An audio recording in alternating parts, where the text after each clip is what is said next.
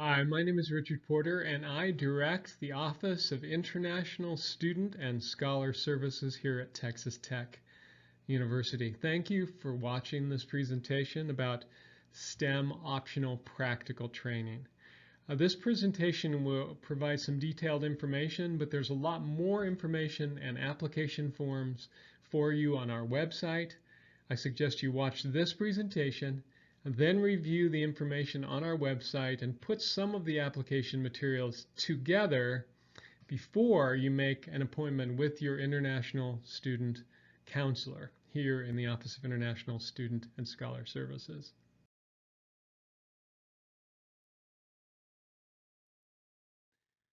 In the last presentation, you learned about what is referred to as optional practical training.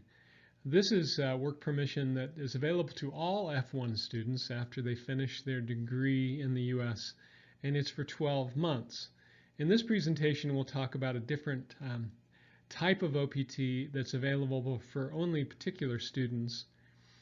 It's 24 months of additional optional practical training for specifically F1 students that have a job and have earned a degree in either science, technology, engineering, and math. You can learn more about whether or not you qualify for this work permission on our website.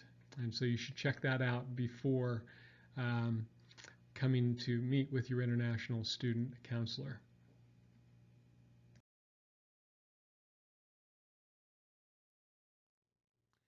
International students that are in approved STEM degree programs can apply for this extension during their 12 months of OPT. The extension will allow you as an F1 student to remain in the US to gain additional work experience for 24 months. Students in the STEM field can participate in STEM OPT twice. So at the end of a master's degree or a bachelor's degree, you could apply for STEM OPT after your 12 months of OPT, and then you would get an additional 24 months. And if you went on to complete a second degree at a higher level, such as a master's degree, you would then be able to apply for that STEM OPT again. So you can do this 2 times during your career as a student here in the US.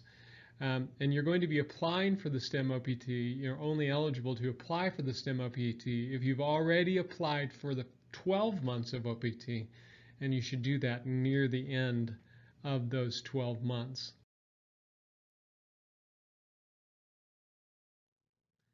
Here are some of the qualifications or criteria for you to apply for what is referred to again as STEM OPT. First, as I mentioned, you have to have a degree in an eligible STEM field from a CVIS certified school. In addition, you need to apply for STEM OPT for the extension through an employer that is enrolled in what is referred to as USCIS's E-Verify Employment Eligibility Program. So your employer for the STEM needs to be an E-Verify employer. Now there's some more information about that on our website about what is an E-Verify employer.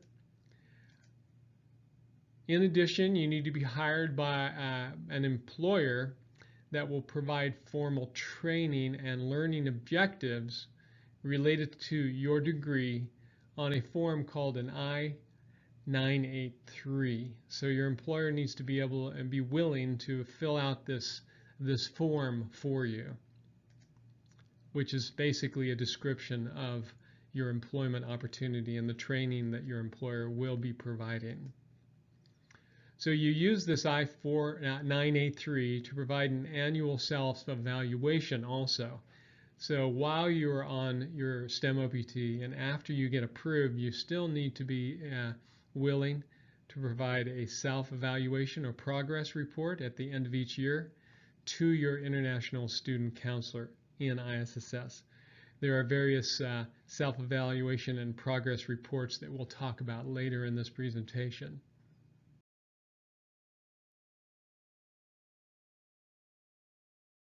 Here are some additional qualifications for STEM OPT. While you are on a STEM OPT and when you apply, the employer that is providing this work opportunity must employ you for more than 20 hours each week. So before you apply, you have to have an employer that is employing you what is referred to often as full-time, which is defined as anything more than 20 hours. You can have two employers during your STEM OPT, but in that case, you would need to have each employer employing you more than 20 hours. You can only apply for STEM OPT after you have already applied for 12 months of OPT. So you apply for the STEM OPT during your 12 months of OPT. In order to qualify for STEM OPT, you also need to have not been unemployed during your 12 months of OPT more than 90 days. That's the maximum amount of time that you can stay in the United States during your 12 months of OPT. So in order to qualify for STEM OPT, you need to have not exceeded that 90 days of unemployment during your 12 months of OPT. There are important reporting requirements while you are on STEM OPT and leading up to and to qualify to apply for STEM OPT. So as a student, you are going to need during your STEM OPT to update your contact information, and you do that directly in the SEVIS student portal.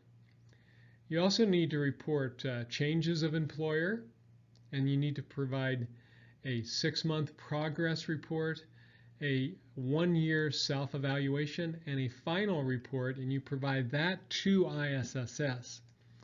Your employer during your STEM OPT and leading up to and to qualify for you to apply for STEM OPT, they need to provide details of the employment on, as I mentioned before, the mentor training plan. So they will fill out that form for you. This will be given to you, and you will participate in that application, that form process, the development of that form, and then you provide that form to ISSS, and this needs to happen before you can even apply for STEM OPT. During your OPT, your employer will need to provide information to ISSS if, for whatever reason, your job comes to an end. And then ISSS, just so you know, we report the employer information from the student and the employer to SEVIS, and we maintain records about the employment in our database. So you need to report any changes in your employment to ISSS because you do not have access to SEVIS to report those changes and to report that, for instance, your year self-evaluation and your progress report and the final report. You provide that information in collaboration with the employer to ISSS, and then we will report that information in SEVIS.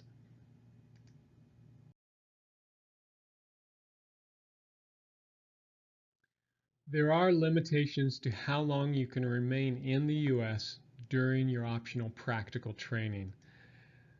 So you would apply for OPT for 12 months and an additional 24 months of STEM OPT. During your first 12 months of OPT and during your 24 months of OPT, there are different rules that you need to be aware of. So as I mentioned before, during your 12 months of OPT, you cannot be unemployed in the U.S. and maintain your legal status as an F1 student for more than 90 days.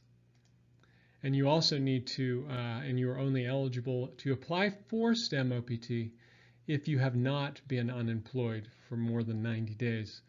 So that would be a qualification for applying for STEM OPT. During the total of 36 months, you cannot be unemployed in the U.S. for more than 150 days and be considered legally present here in the U.S.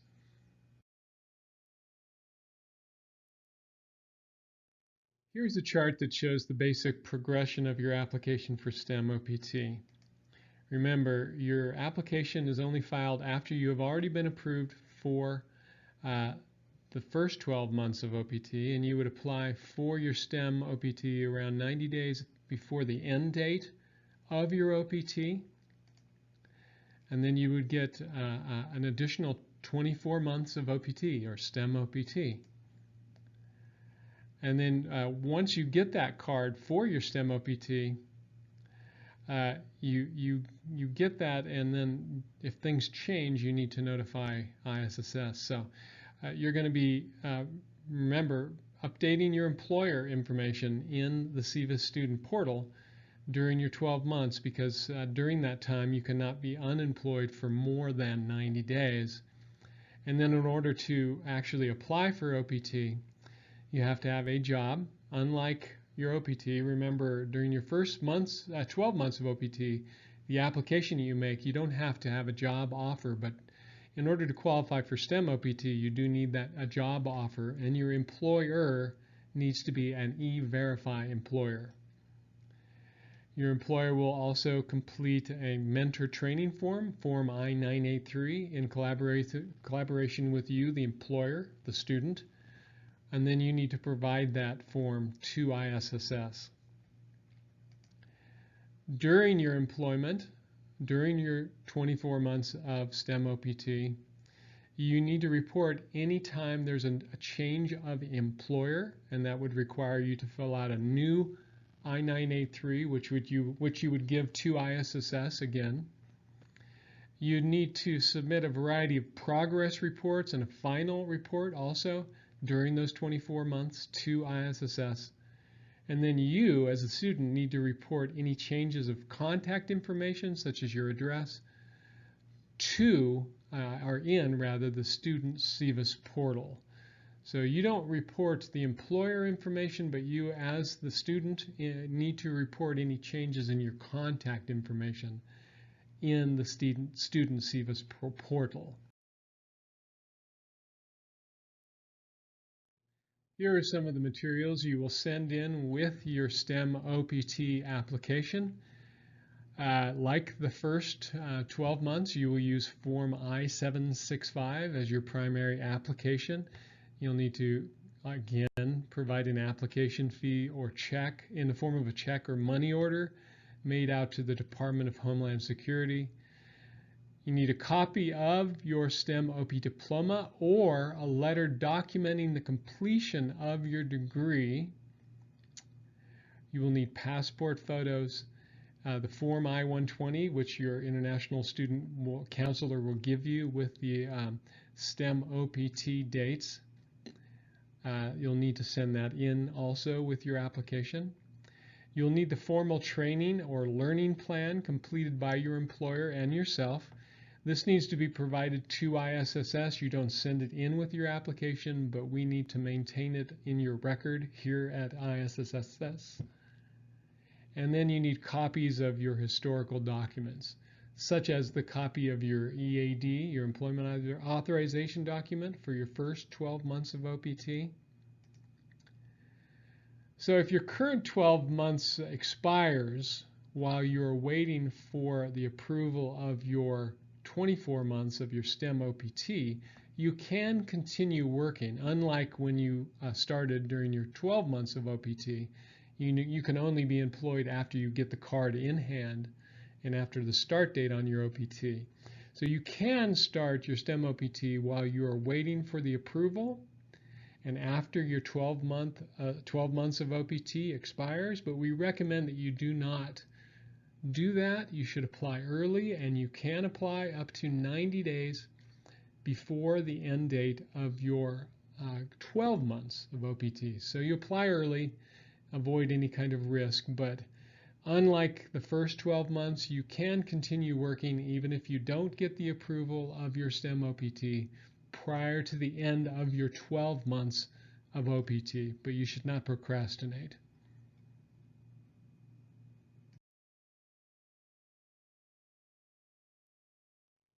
Some of our F1 students who apply for OPT and then STEM OPT make a transition from STEM OPT to H-1B, which is a work visa.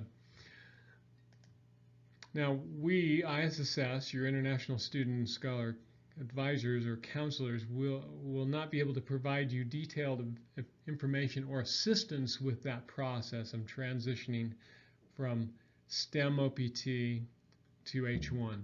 That's really the responsibility of your employer. And in most cases, you will be working with your employer and also an immigration attorney through that process of a change of status from F1 on STEM OPT to H1. But you do need to communicate during that process if you are in the process of changing from F1 on STEM OPT to an H1. And there's some details that are very important about that process and that transition. So it's going to be a correspondence and a lot of back and forth between your international student counselor and yourself, and then the employer will be involved in that process, and there's usually an immigration attorney. So that can be pretty involved, but the important thing for you to know is you need to continue to communicate with your ISSS advisor during that transition and if you go through that transition.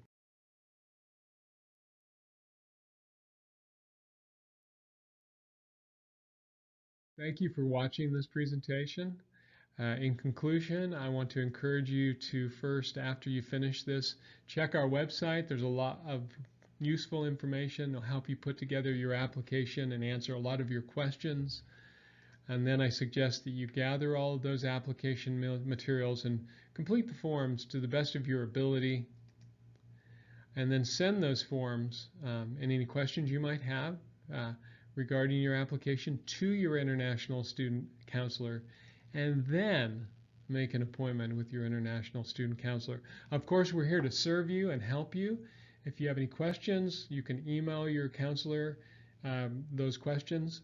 We recommend that you review the website, though, and gather the application materials, and then send those materials to your international student advisor, counselor, before you make the appointment. We don't want you to have to make 2 or 3 appointments and come over here many times. That could be very inconvenient. But please take advantage of our services, and we wish you well.